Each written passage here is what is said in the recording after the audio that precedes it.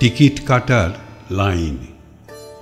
এঁকে বেঁকে চলে গেছে টিকিট কাটার লাইনটা, শেষটা দেখা যায় না। অথচ সকলেই খুব উদ্গ্রীব শেষটা দেখার জন্য।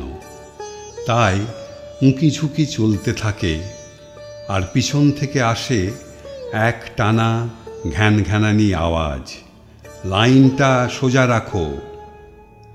লাইনে দাঁড়াতে দাঁড়াতে আমাদের চরিত্র বদলে যায়।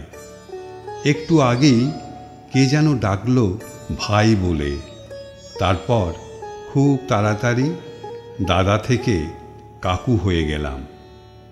এরপরে হয়তো মেসোমশাই, এমনকি দাদুর চরিত্রও পেতে পারি।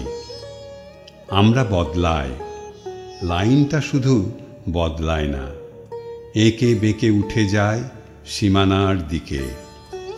শেষটা কখনোই দেখা যায় না, তাই এত উঁকি ঝুঁকি, বুক চাপা উত্তেজনা, সবসময় চেষ্টা আরেকটু এগিয়ে যাওয়ার।